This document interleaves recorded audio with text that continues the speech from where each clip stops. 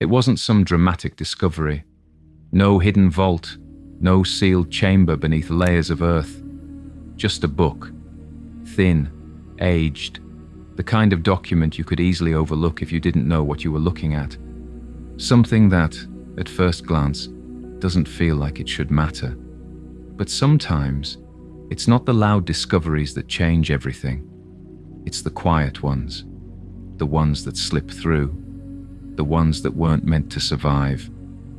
Because buried in the records of the 17th century, there's a pamphlet, almost dismissed as satire, that carries something far more important than people realize.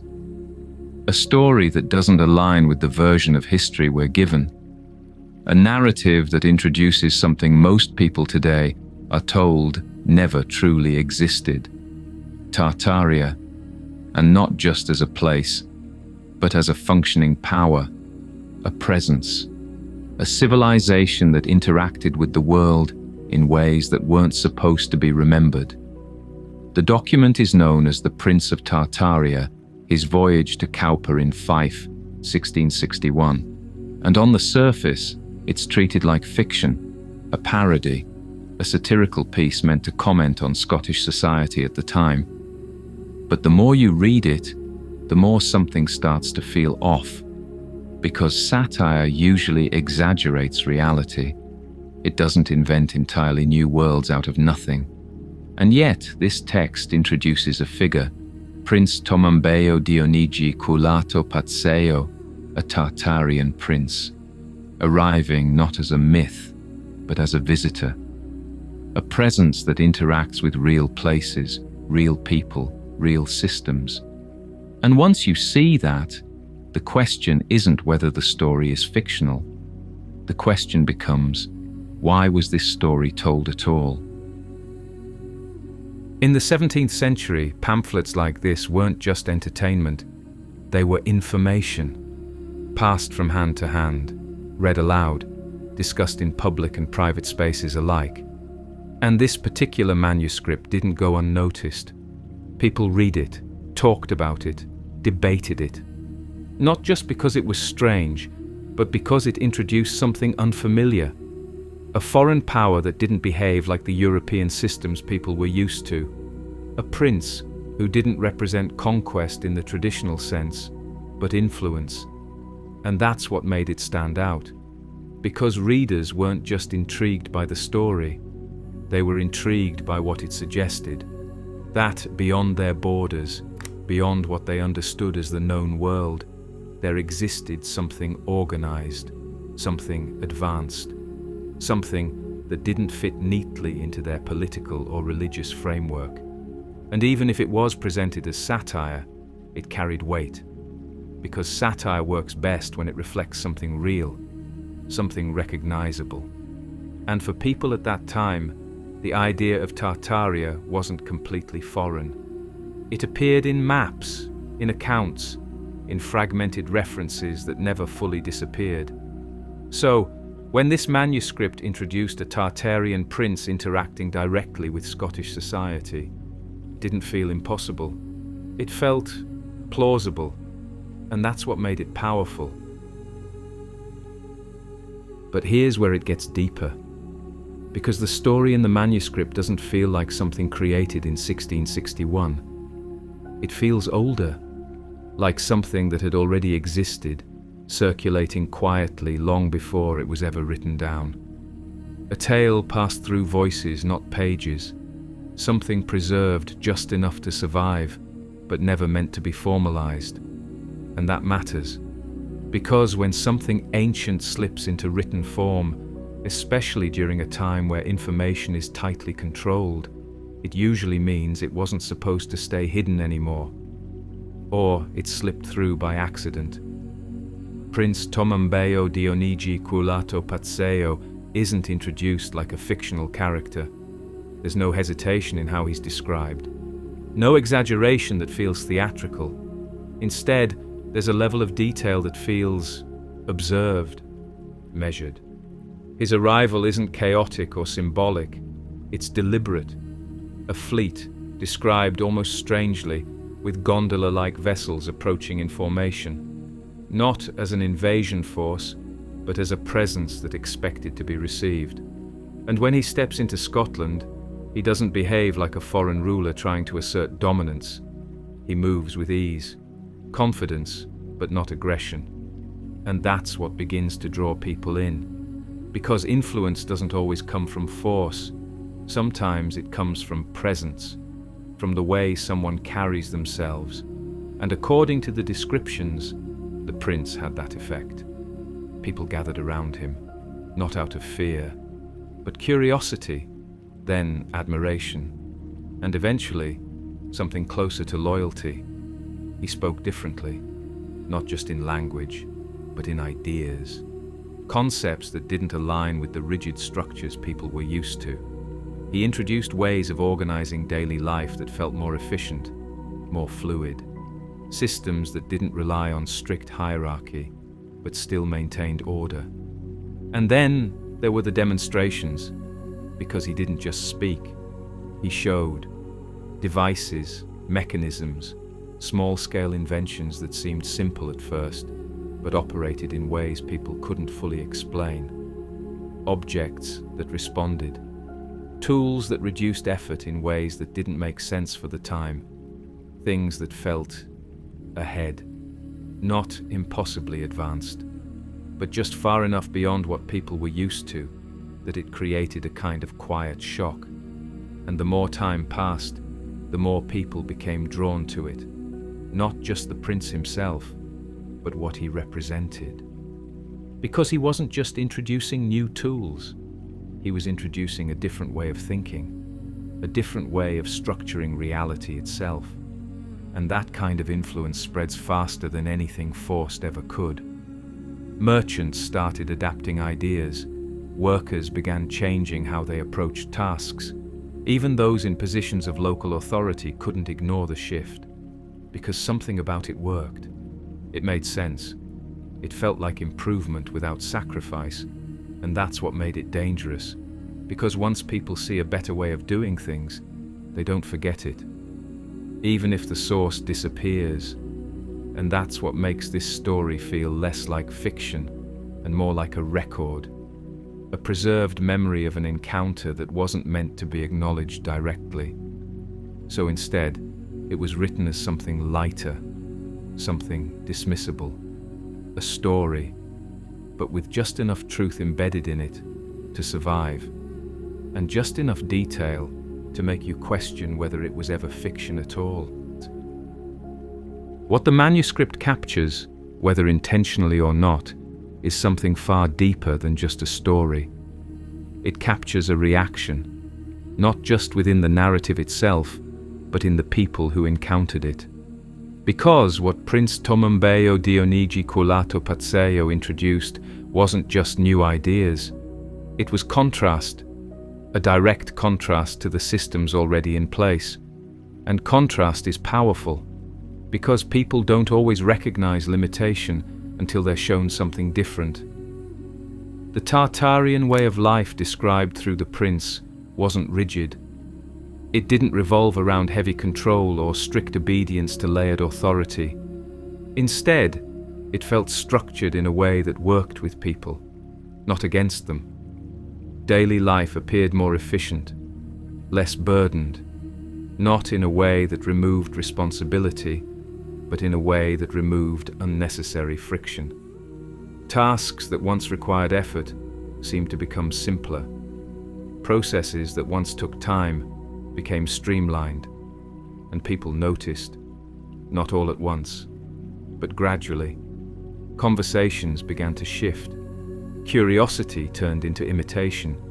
Small changes in behavior started appearing in markets, in homes, in the way people organized their work.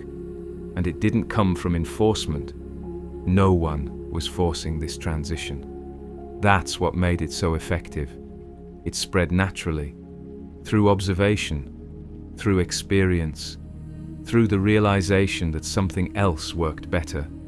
And once that realization takes hold, it's almost impossible to reverse, because people don't just adopt a better system, they begin to question the one they're already living under. And that's where the real shift begins. Because now, It's no longer just about the prince. It's about the idea he represents, a way of life that doesn't rely on the same structures of control, a system that feels freer, more aligned. And that kind of idea doesn't stay contained. It spreads, quietly, but powerfully. As time moved forward, the idea of Tartaria didn't remain confined to one manuscript or one story. It started appearing in multiple places, in different forms, across different mediums. Explorers began referencing lands beyond the familiar. Mapmakers started labeling vast regions with a name that would later be dismissed or misunderstood: Tartaria.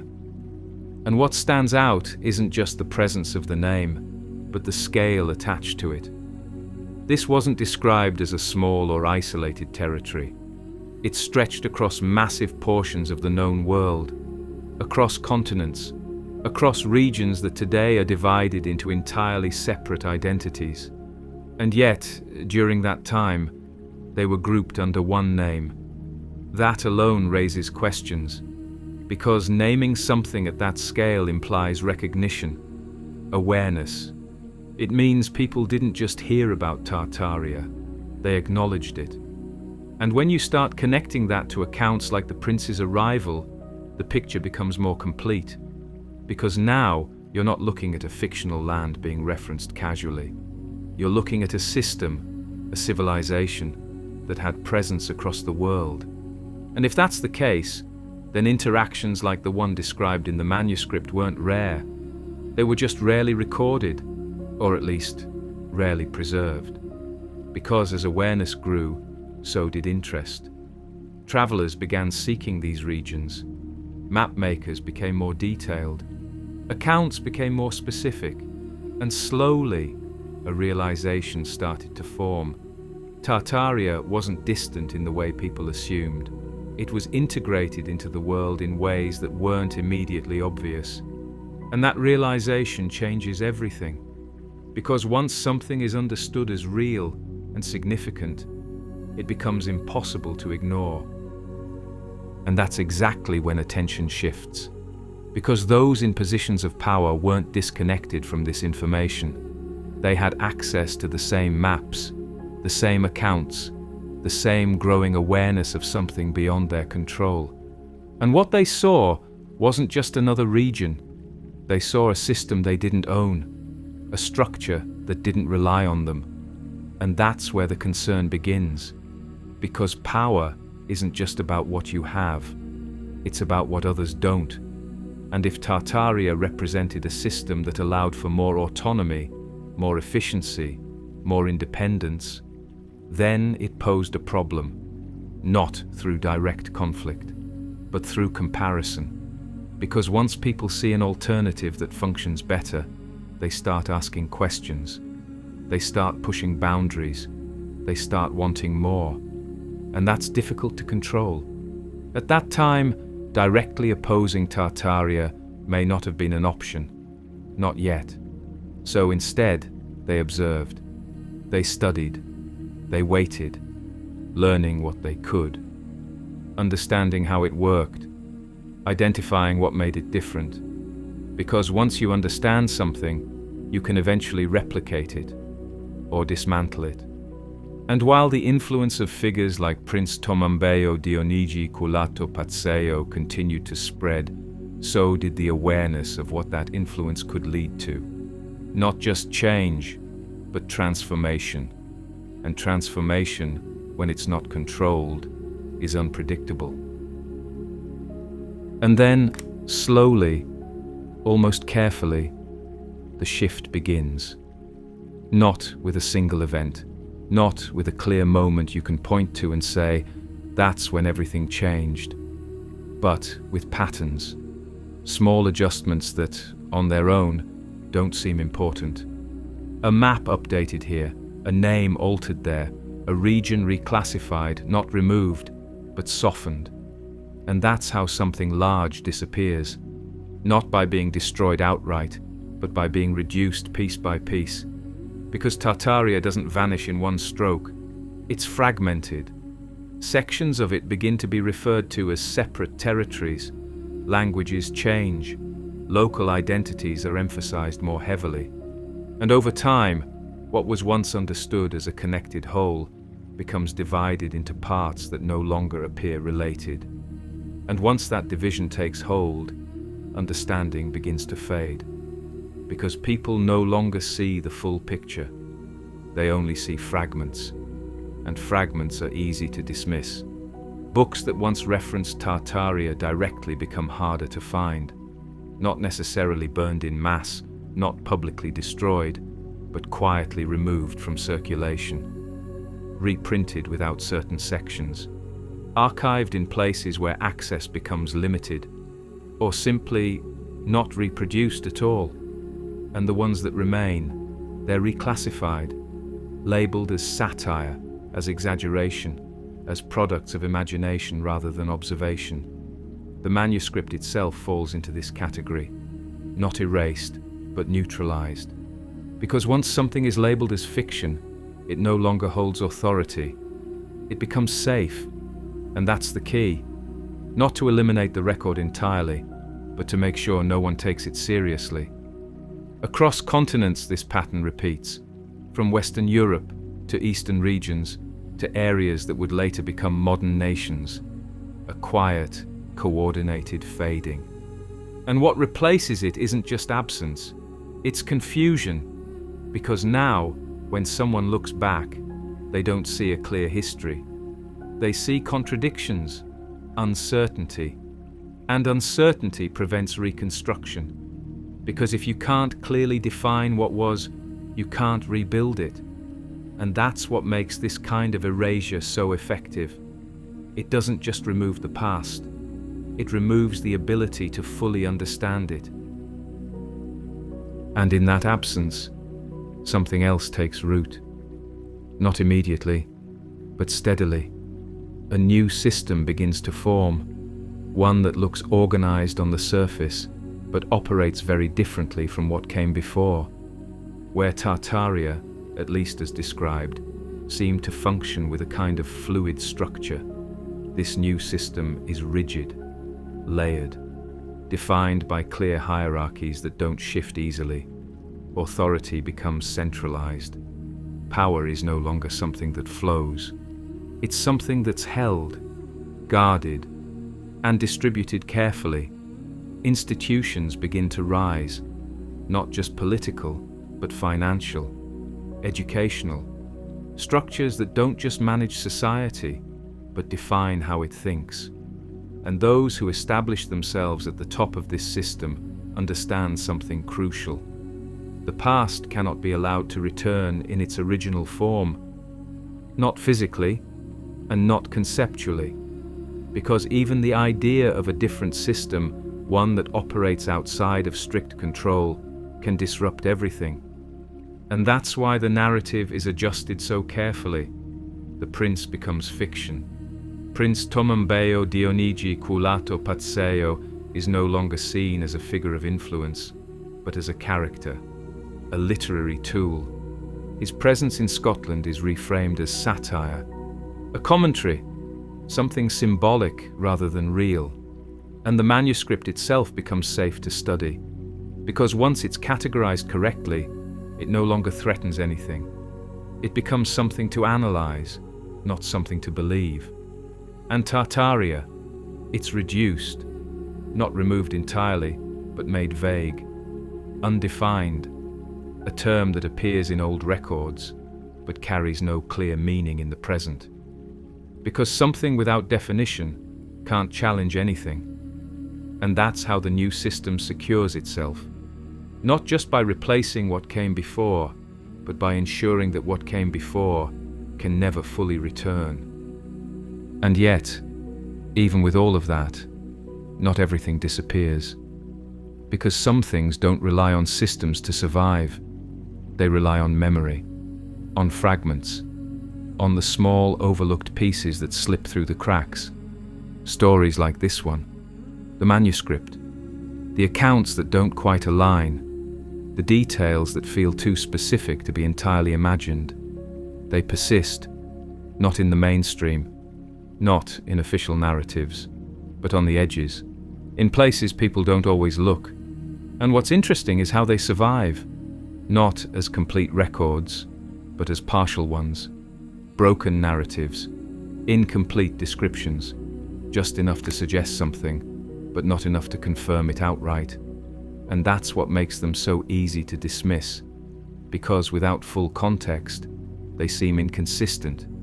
But when you start connecting them, when you place them alongside maps, alongside manuscripts, alongside references that appear across different regions and time periods, a pattern begins to form, not a perfect one, but a consistent one. And consistency matters, because it suggests that these aren't isolated fabrications, they're remnants, pieces of something that once existed as a whole. And even though that whole has been broken apart, those pieces still carry information, still carry memory, still point back to something larger. Then there are the maps. And the maps are where things become harder to ignore, because maps by nature are meant to represent reality. They're tools, used for navigation, for understanding space, for defining territory. And yet, when you look at maps from this period, you see something that doesn't align with modern understanding. Tartaria is there, clearly labelled, spanning regions that today are divided into multiple countries, and not just once, repeatedly, across different maps, from different cartographers, from different regions. And that repetition matters, because it shows that this wasn't a one-time error. It was recognized, acknowledged, accepted. And yet, when you try to go deeper, when you try to trace leadership, nobility, structure, the information isn't there. Or at least, it's not accessible in the way you would expect. There's no clear lineage, no widely recognized ruling class tied directly to Tartaria in the way other regions have. And that absence is strange, because something that large, something that consistently appears across maps, should have depth, it should have records, and yet it doesn't. Or if it did, those records didn't remain. And that creates a gap, a disconnect between what's shown and what's explained. And gaps like that don't happen without reason. And this is where everything comes together. Because history isn't just about what happened. It's about what's recorded, what's preserved, and what's presented. And once you understand that, you start to see how easily it can be shaped. Not necessarily through outright fabrication, but through selection, through emphasis, through omission. Because you don't have to erase something completely to remove its impact. You just have to reduce its visibility, adjust its meaning, reframe it in a way that fits the narrative you want to maintain. And that's what appears to have happened here. Because Tartaria, as it exists in modern understanding, doesn't match what older references suggest. It's smaller, less defined, often dismissed entirely. And the manuscript, it's treated as satire, a curiosity, something interesting, but not significant. And yet, when you place all of these pieces together, the manuscript, the maps, the fragments of stories, they don't feel random. They feel connected, like parts of a larger picture that was never meant to remain intact. And once you see that, it becomes difficult to look at history the same way. Because now, it's not just about what's there, it's about what isn't. And in the end, it all leads back to that one document, the one that didn't stand out at first, the one that could have easily been ignored. A pamphlet, thin, aged, something most people would pass over without a second thought. And yet, it carries something that shouldn't have made it through. A reference, a name, a presence. Prince Tomambeio Dionigi Cuoulato Pazzeio, a figure introduced as fiction, but described with a level of detail that feels anything but. And that's what makes it so difficult to dismiss completely. Because if it were purely imaginary, it wouldn't need to be reframed. It wouldn't need to be categorized so carefully. It would simply be forgotten. But it wasn't. It remained, quietly, almost unnoticed, waiting to be read again. And maybe that's the most important part. Not whether every detail is true, but that something like this exists at all, because documents like this don't survive by accident. They survive because they were overlooked, or misunderstood, or just subtle enough to pass through. And once you come across them, once you really look at them, they leave you with something that doesn't go away. A question, not about what we know, but about what we've been allowed to remember. And once that question is there, it doesn't leave.